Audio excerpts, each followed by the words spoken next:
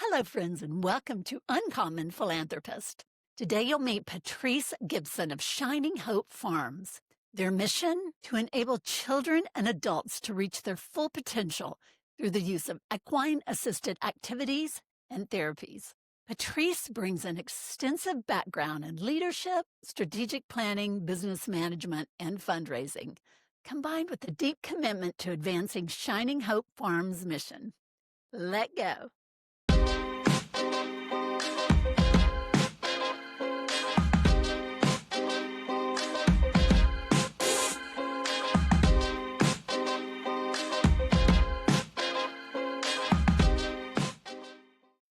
Patrice Gibson, welcome to Uncommon Philanthropist. Thank you. Thank you for having me. This conversation has been a year in the making from my perspective, because it was about a year ago today that I first heard mention of your amazing organization, Shining Hope Farms, and just a beautiful story of a donation that was made in the memory of a loved one who was struggling with Alzheimer's. And it inspired me on my own path of philanthropy. We'll get into that story later, but I'm so happy to meet you, and I can't wait to learn more about your background and all you're doing at Shining Hope Farms. So thank you for your time today. I know as executive director, there's not a lot of spare time, but thank you, Patrice, for being here. I appreciate the opportunity. Thank you. Okay, awesome.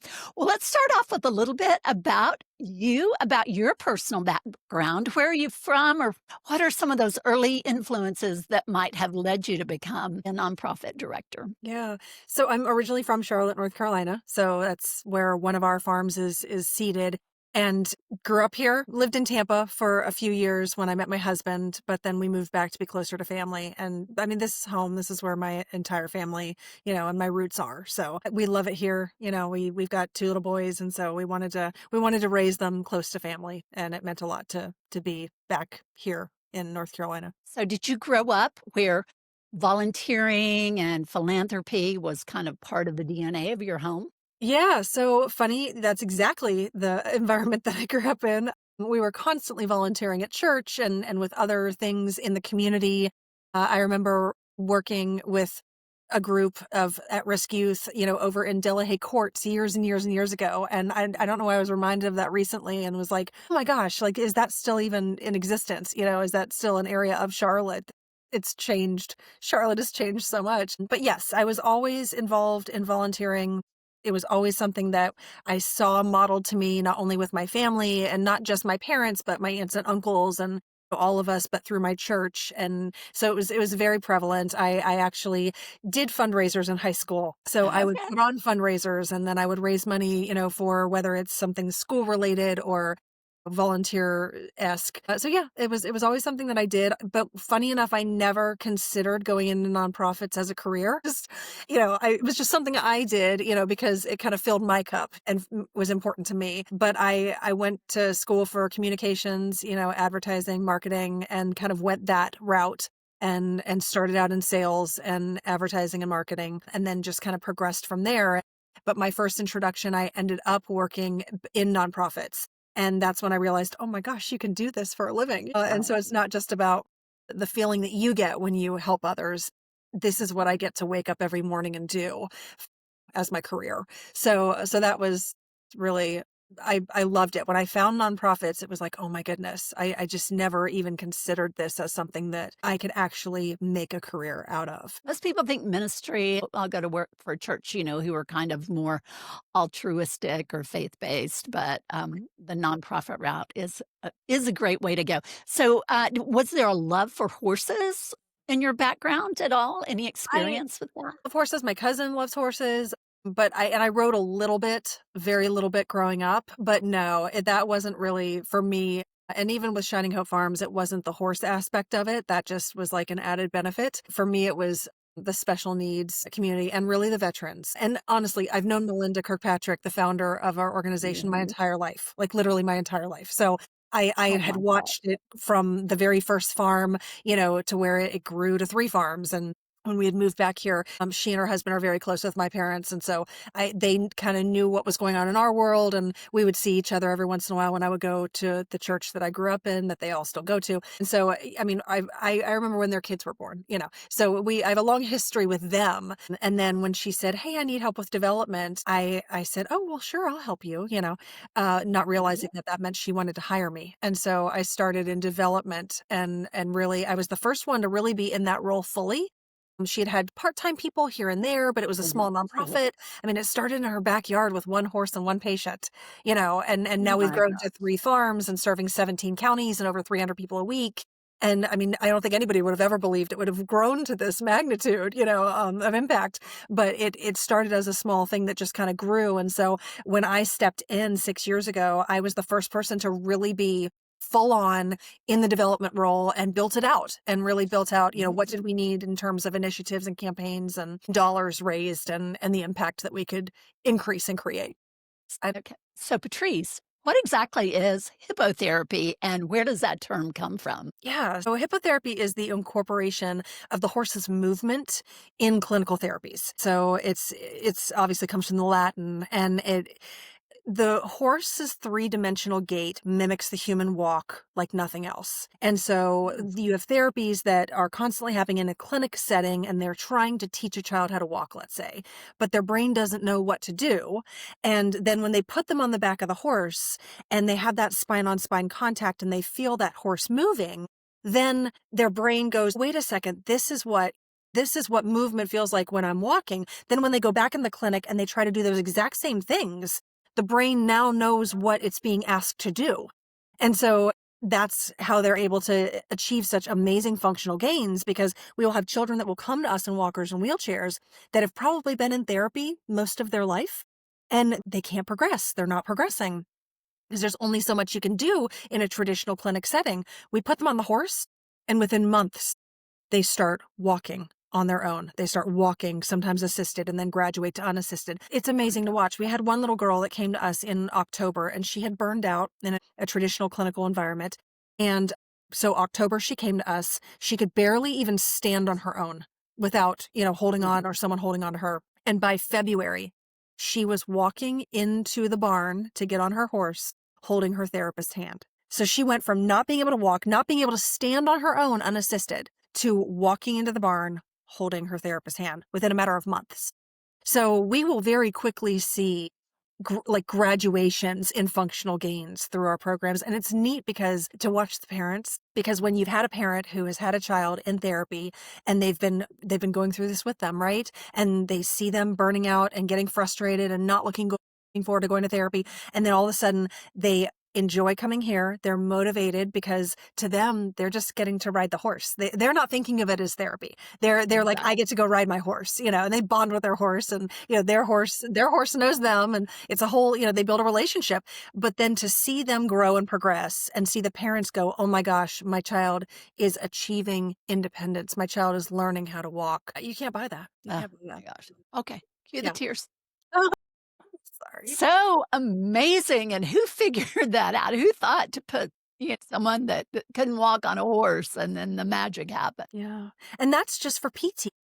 For OT, it helps with self-regulation. It helps some of our children that are on the spectrum that really need help with that self-regulation piece and some of the behavioral stuff. With speech, we will hear children speak and sing for the first time on the back of the horse that are nonverbal, because that spine-on-spine contact, it removes the barrier to the brain that is allowing that speech to flow. So we will literally have children start speaking and singing for the first time on the back of the horse, and they've never done it before. It's helped in so many ways that it is unimaginable. How in the world can putting the child on a horse do this?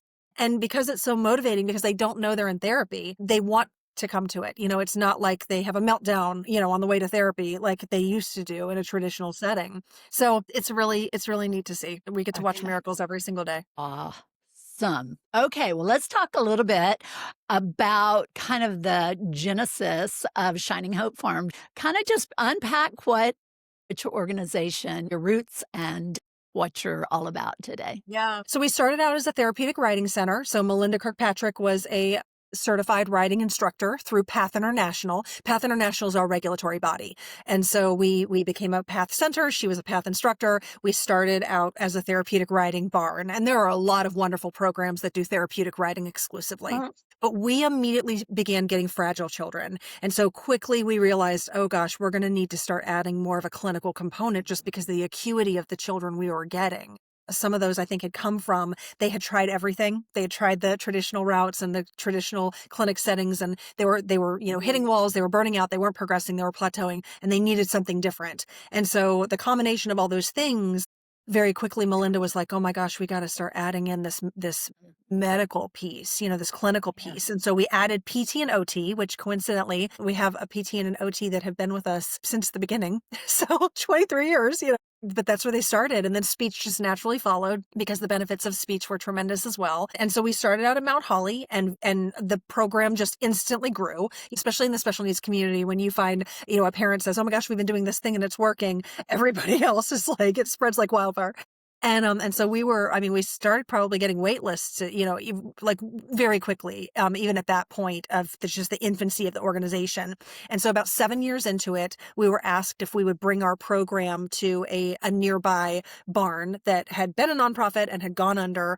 And they said, "Would you bring your program and just, bring it over here?" And so they said yes. And so that was 7 years later. Now they had 2 farms. That one was seated in Charlotte. So we had one in Mount Holly, one in Charlotte. They were barely 15 minutes apart from each other. Instantly, that one filled up. And so now we were, almost at capacity with both farms. And then about 7 years later, we were asked to bring their program up to Catawba, which is about 45 minutes to an hour away from our home farm, but still close enough that it's a neighboring county and neighboring counties that need our services. And so now we're able to serve out of all 3 locations. And sometimes, depending upon where they live, it might be closer for them to actually get to that location versus coming to our Mount Holly location. So we just kind of move people where we can put them in based on availability, because our Charlotte and Mount Holly farms are always having wait lists. And then our Conover farm, we're still actually growing just because that's our largest property. And the capacity is tremendous. We could be serving 200 people a week just out of that location alone because of its size. So we're growing to that. The need is tremendous, and there's no shortage of need for speech, for OT, even for PT. And then our most recent, about 7-8 years ago, we added in mental health. And we had done that because we had this veteran program that came out of Path, and Path had created a veterans program, and then we kind of adapted it and made it curriculum based. And so for our veterans, it helps address anxiety, flashbacks, all those things in ways that other programs sometimes don't. And there's something about being around the horse that helps veterans specifically. And then we thought, oh, this will be perfect, because then now we'll do mental health so they can go through the riding and then go through the mental health. Well, then it was coming out of 2020, and we started getting calls from the school system and the juvenile court system. And could we bring a group of kids out, and other organizations that worked with at-risk youth? And we just kept saying yes.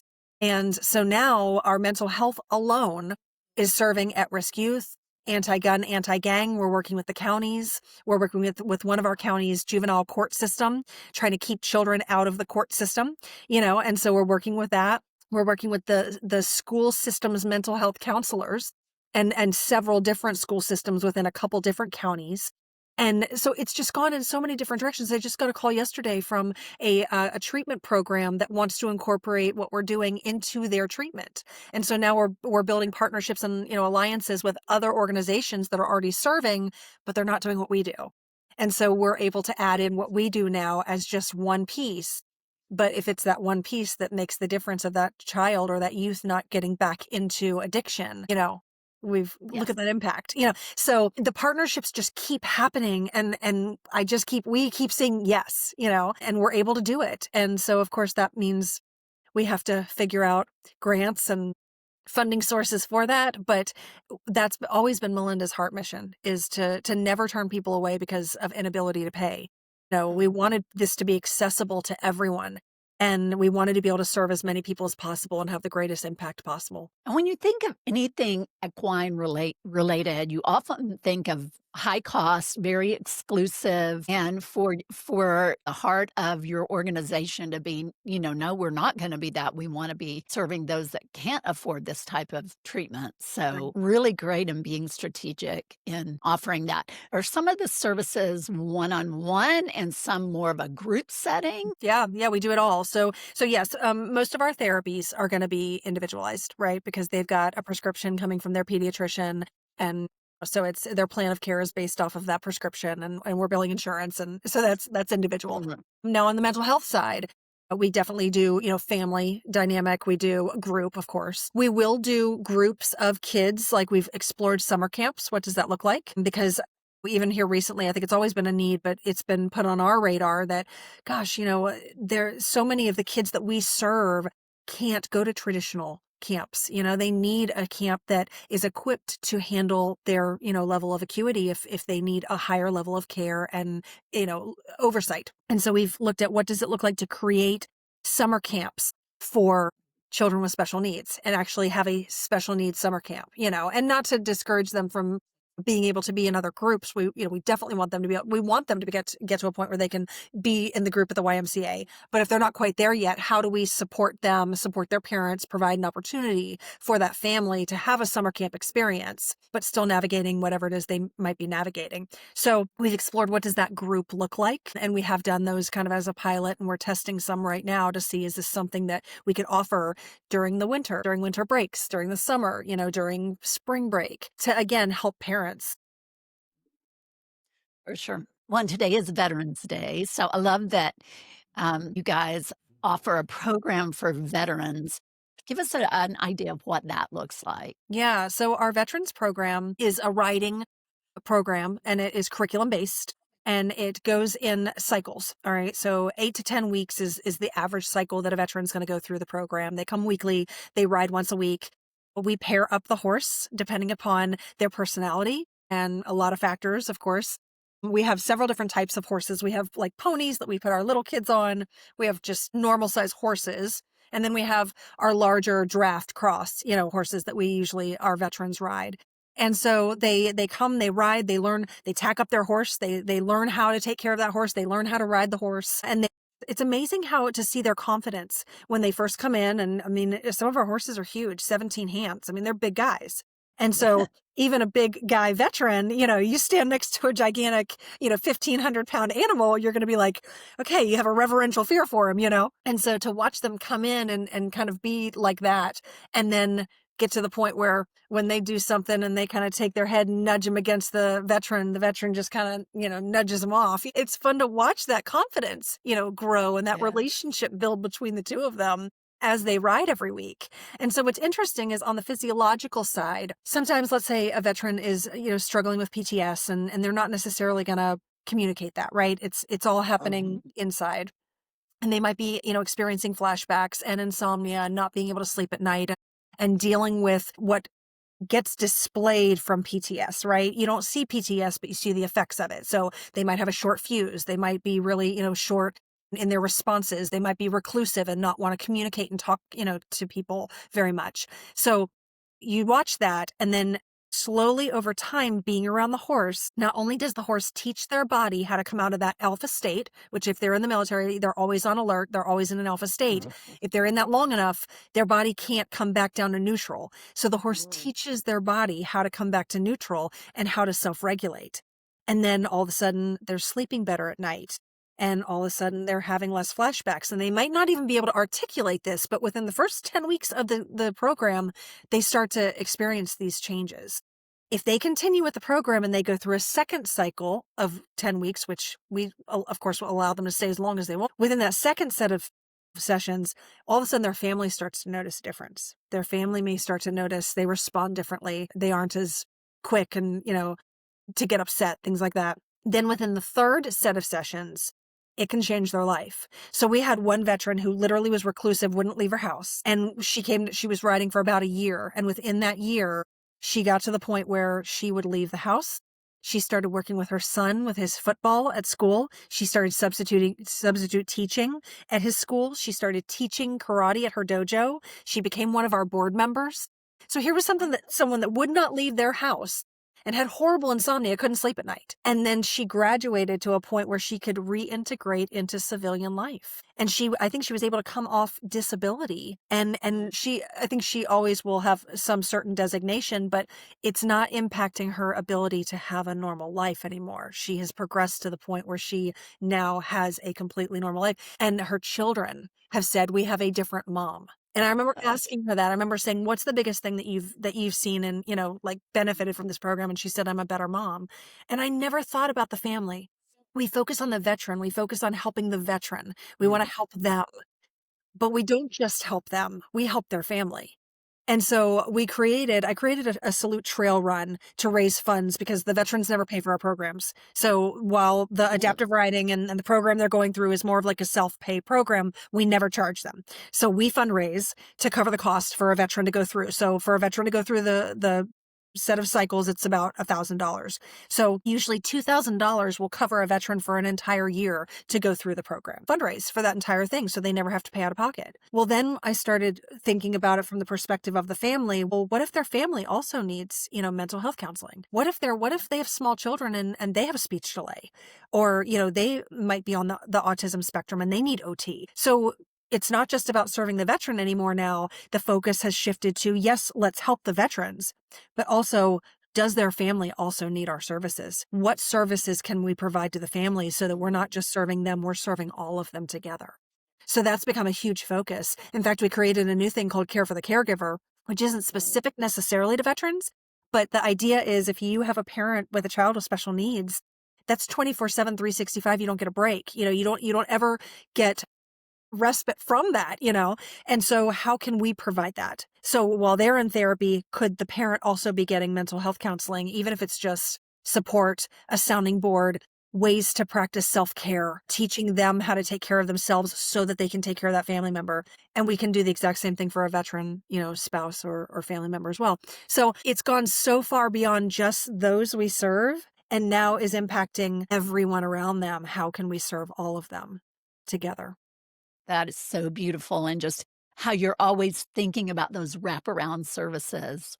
Yeah. How can we serve better, more? Who else is involved? That's Right. just, and I love your heart to say yes, because there's a mindset where people are like, stay in your lanes. You have to learn to say no. And I'm much more wired like you. It's like, we let's say yes and we will figure it out. And you always figure it out. And if it doesn't work, it doesn't work. We are Yes. all wired to do hard things, and God always provides. And like anything, I believe it just starts with baby steps. You just let's try it. Let's Yeah. try something. And the caregivers, like you said, I'm assuming that before this program, they were sitting around waiting for their loved one to go through the official programs. Yes.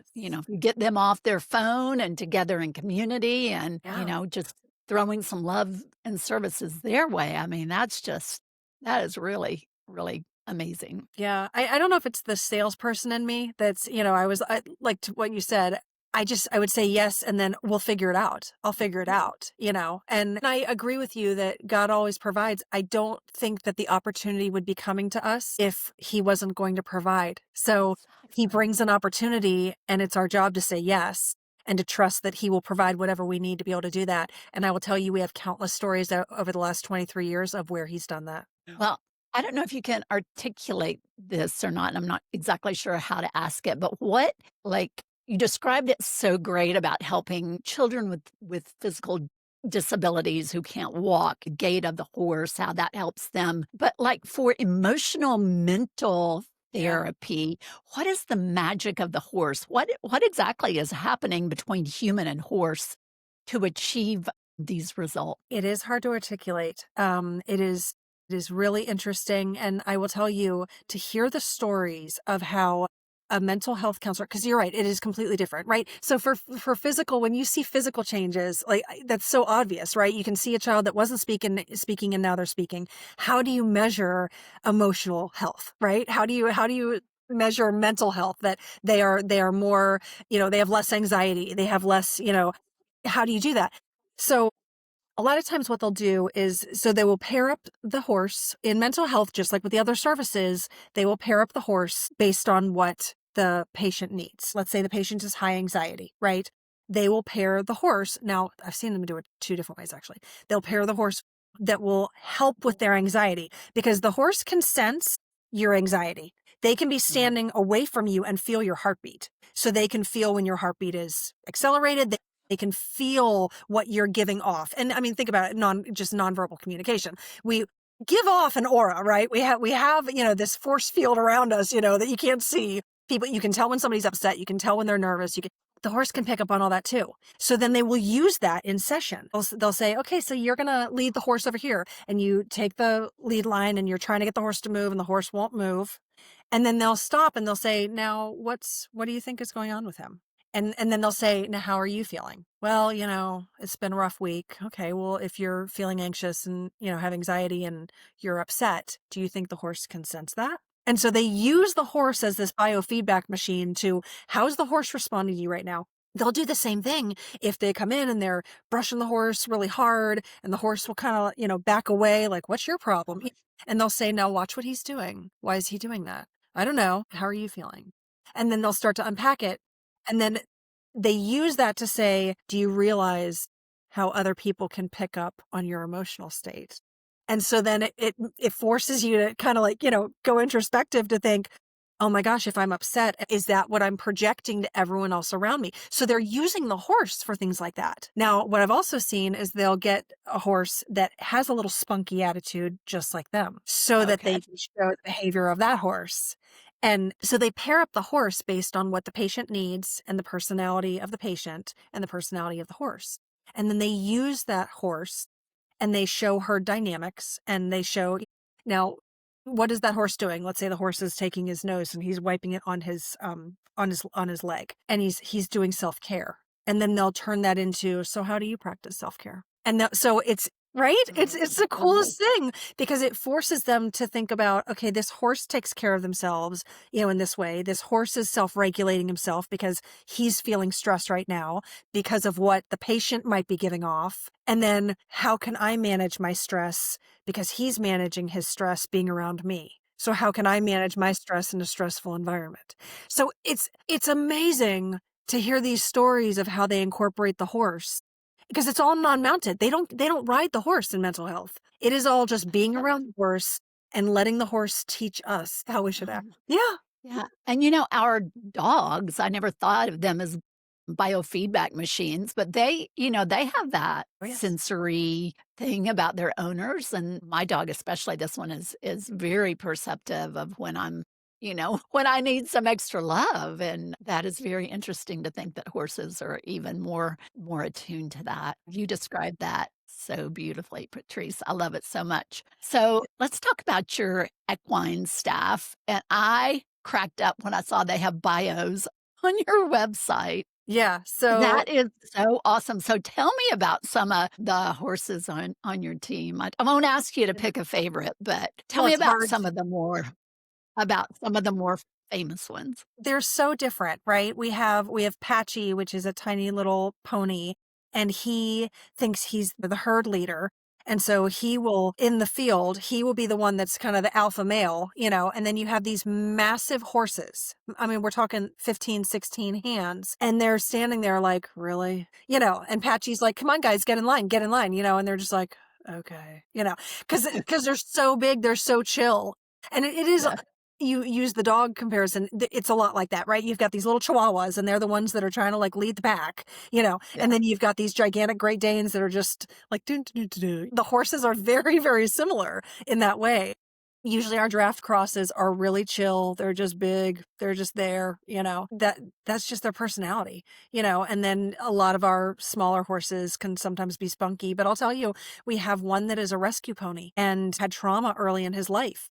And he's amazing for therapy. We use him for hippotherapy all the time. We use him for mental health. And we have one that lost an eye because Appaloosas are just notorious for this eye disease. And sometimes we end up having to take the eye. Thank goodness we were able to save the other one. But he has a disability and he's serving are participants who have disabilities. And so not only does that resonate with the patient, but he still has value. And so it's neat to see how every horse has a different personality, has a different dynamic. We use them differently, all of them pretty much cross train. Pretty much all of our horses can do everything.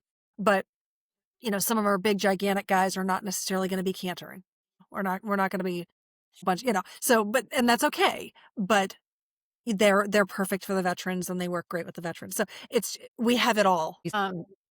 Yeah. We have one pony and he's feisty, but you put a child on his back and he's perfect. He knows exactly what he's supposed to do. He's working.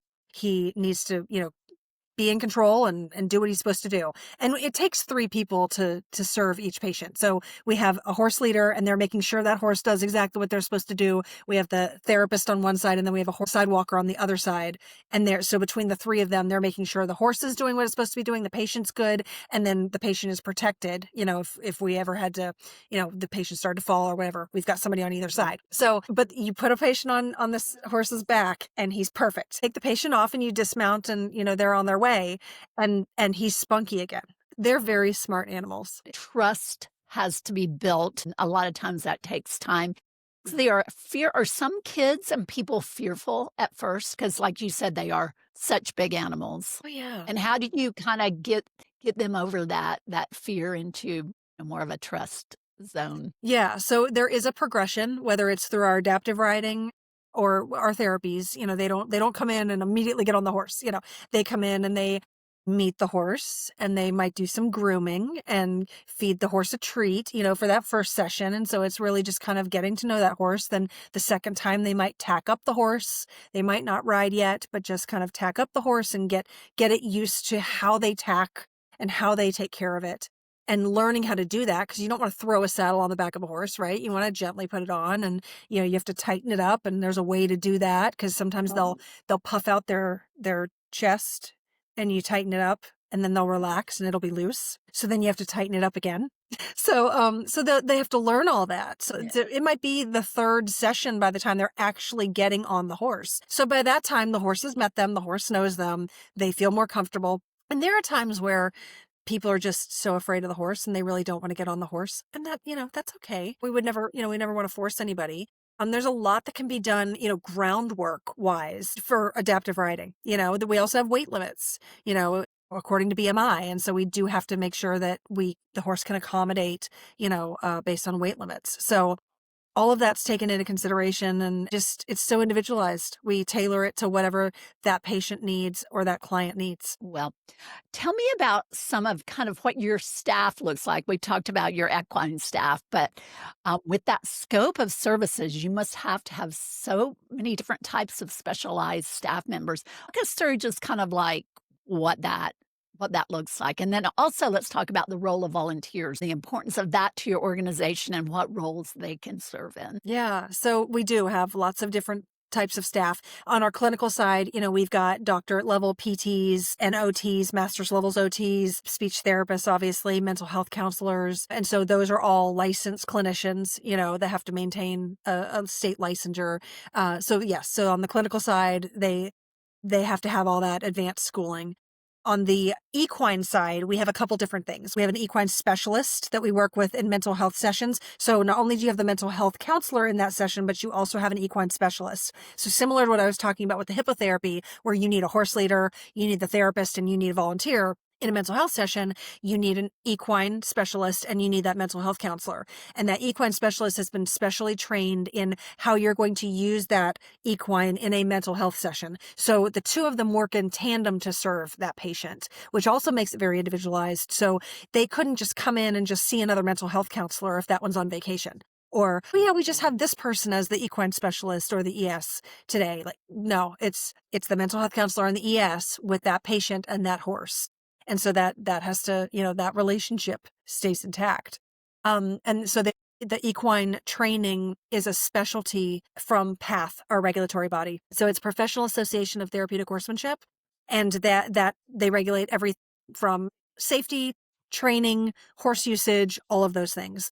And we are a PATH accredited center. All of our locations are actually PATH accredited centers. It's the highest designation that PATH will give to a location, and all of our locations are PATH accredited. And so we're actually a PATH training ground. We host the Region 3 conference every year. And so we are a training ground for the equine side of what we do, which is totally separate from the hippotherapy. And, because we're one of the only ones that do that as well.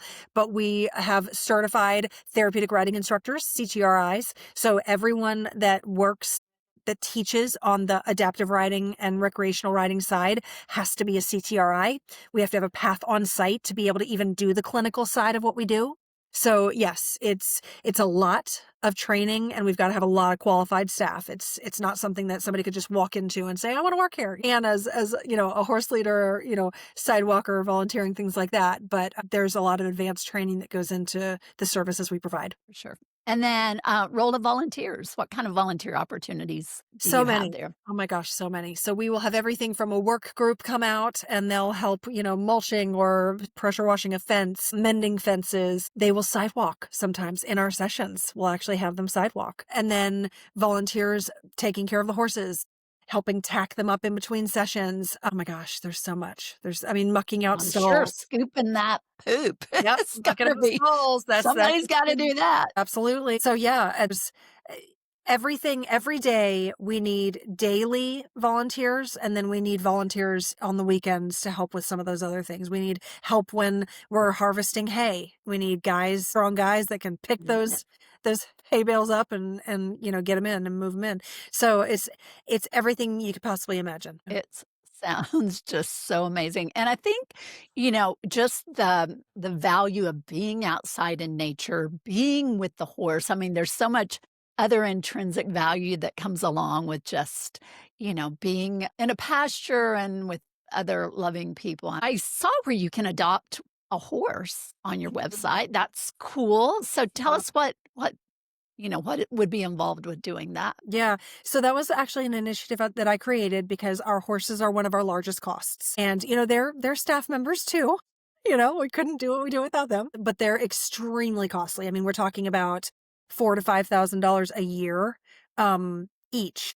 Like just to maintain them, right? Just to feed them, just to make sure they have their shoes and their vaccinations and all the things. And it's called Feed a Horse, right? And so for $32, somebody can help feed one of our horses, and it's to fully fund him. It's like $1,600, for the course of the year. So that's usually like their hay and feed, right? But then what happens when they're on supplements and they're on some other things, or they need the vet to come out, or they need, whatever, the farrier. So that was additional things beyond just food. And so I created an Adopt a Horse program where somebody could actually adopt one of our horses. And then for basically $3,000, they are helping cover the costs of all those additional things. And so we do this thing on the horse's stall, where they actually have their nameplate. It says this horse sponsored by. We do in a little adoption ceremony. They wear a sash that says I'm adopted. We take a picture. They get a plaque, the whole thing. And so they are adopting. And let me tell you, some people take this really seriously. Like, this is my horse. I've adopted this horse, and they bond with them. The volunteers bond with them just as much as the patients bond with them. And so, but it's tremendous. I mean, we can raise $90,000 over the course of a year, and that helps put $90,000 back into our ability to serve more people through our programs. That's how important it is for us to take that burden off of the organization. So yes, we will have companies adopt a horse. We'll have individuals adopt a horse. We'll have families adopt a horse. And so it's a fun way for them to see where their dollars are going and actually bond with that horse and know what they're funding. And then know that by helping take care of that horse, they're helping us be able to do more therapy. They're helping us be able to serve more veterans. They're helping us be able to, do more mental health with parents that need it. So yes, it's helping take care of the horses, but it's also helping increase our impact. And some people just like to have something tangible. And I think that's a beautiful kind of highly focused donation. You know exactly where your money's going towards and what it's being used for. And do you offer a monthly option for that? Yeah. Yeah, they can either do monthly or one time. We've even had people that their company does a match. And so they gave, and then their company matched it. So we got 2 horses adopted one year because of that, and then she didn't even know that her company did matches. And so when she found out, she was like, I get to adopt 2 horses. She was so excited. And That is so cool. Well, let's talk about how we got connected and how I yeah, first learned about your organization. And I think it's a beautiful example of the ripple effect of philanthropy. So I'm going to let you talk about the donation of the LET and kind of the story behind that and what you've seen in terms of the ripple effect of that one gift from one family. And then I'm gonna kinda share, the ripples that I see. yeah, absolutely. Trees. Yeah, so they had reached out and they had lived kind of in the area and they knew what we did and they loved what we did, right? And so I think that's one of the biggest pieces is they loved the work that we did and the impact that we were making and they wanted to be able to give and they wanted it to be something that was really impactful, because I think sometimes donors will, they'll want to give to an organization, but sometimes when they're giving and it's just, we're just going to give this money and it's like, where's it going? How's it going to be used? What is the legacy that's going to be left because of that gift? And they wanted more. And so I immediately started talking with Elizabeth of here are some of the ways that they could plug in. And they were strategic ways of like things off of our wish list. Things that would make a lasting difference and that would be, everybody would be able to see every day, this how this is helping with the impact. And they found out that we needed a new tractor. And I don't even know how old our tractor was. I think it was like some 1950s tractor or something. And we had made it work. It was working. It was very old. But we needed a new tractor. And so they loved the idea of helping us get this tractor because they knew that the tractor was going to be able to help us around the farm and help make sure that our horses were safe and help make sure that our arena, our arenas where we do our therapies would be maintained and that the farm would be maintained because the farm is where we do this work. And so it was bigger than just, we're going to give you money and it's going to go to the farm. It was, we're going to help make sure that this piece of equipment is able to help maintain the farm and continue this impact for years to come. And then I thought, well, wouldn't it be fun if we put her name on it? And we actually like named the tractor. And so we did. We named it the LET. And so it is still at the farm and it is still used every day. I mean, oh my goodness. It was just being used yesterday. Harvey was on it. And it's so it was bigger than just we're going to give a gift. It was we're going to make this gift meaningful. We're going to do something fun and actually name the tractor, and then the tractor is going to be used every single day, in the fields, in the arenas, around the farm. So everyone sees it, but also sees the impact of what it does for, 20 years. Maybe longer, So it was, how can we take what they wanted and create a legacy out of it? And so that's what we did with the tractor. So amazing. Just, I don't know, when I heard that story, I just boohooed Elizabeth Burdett is a friend of mine and just a talented philanthropic advisor. And she is a connector, so connects families with causes. And I understand Elizabeth paid a visit and got to see firsthand the beautiful facility. Yeah. And so it was such a partnership in figuring that out. And so I heard that story, and I've lost my mom to Alzheimer's too. And I can't even say that. She's been gone for 28 years. I can't say it without crying. But I never did anything to honor her life. And hearing that story kind of stopped me in my tracks. And I was like, figure out something. I mean, it's like I don't have the deep pockets to buy a tractor for a hippotherapy center. I wish I could. It caused me to, to figure something out.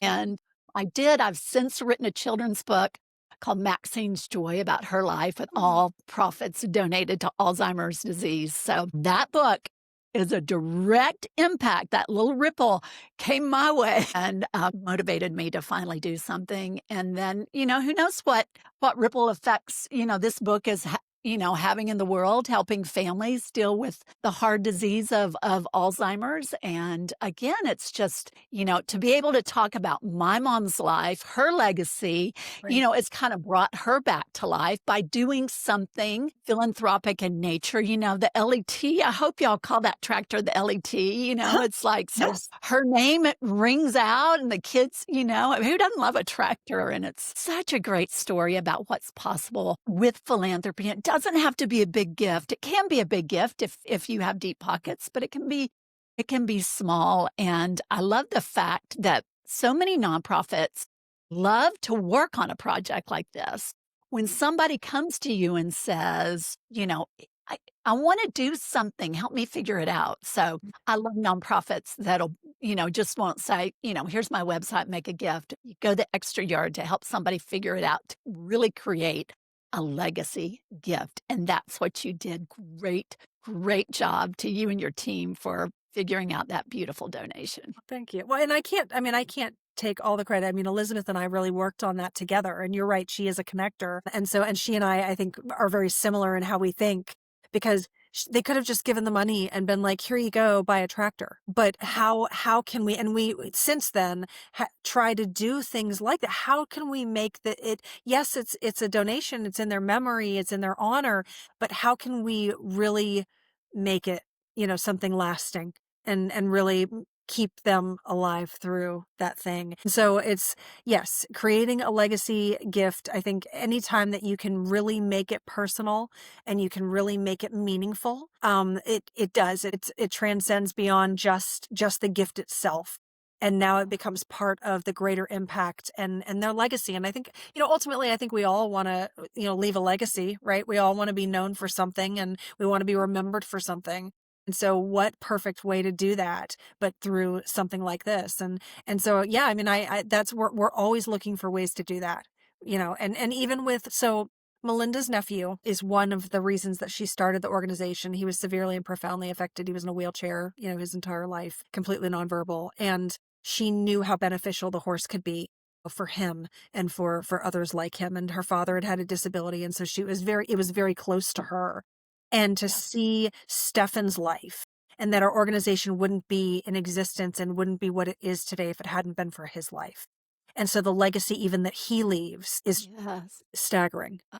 Wow. Thank you so much for sharing that. So, my tagline at Uncommon Philanthropist is let go. So, Patrice, close us out, wrap us up with what does let go mean in terms of what you do and who you serve at your amazing organization? Yeah, let go. Okay. Well, because naturally what immediately comes to my mind is let go of anything that would keep you from being able to, accomplish the goal.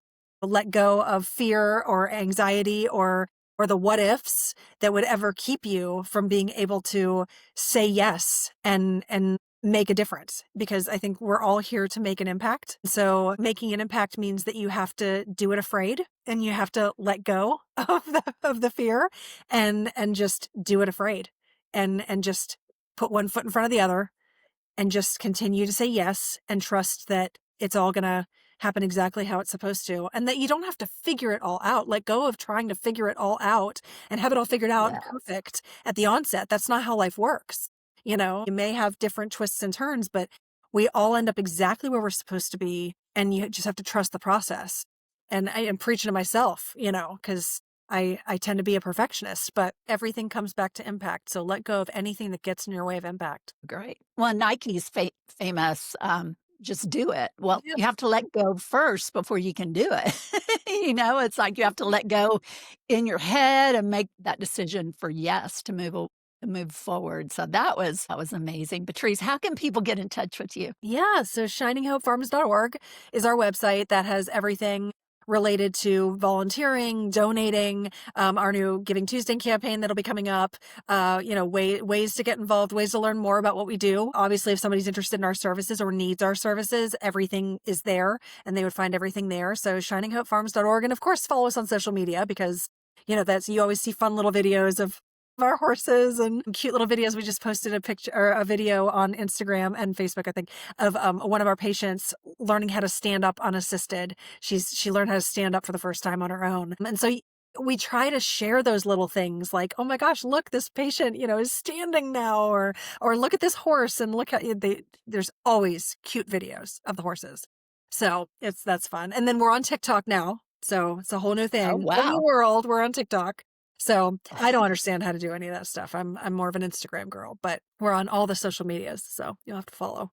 Well, I enjoyed our conversation so much, and if ever I get to Charlotte one day soon, I would love to come for a visit and see your work in process because I'm captivated by what you guys do. So keep up the great work Yeah. and let go.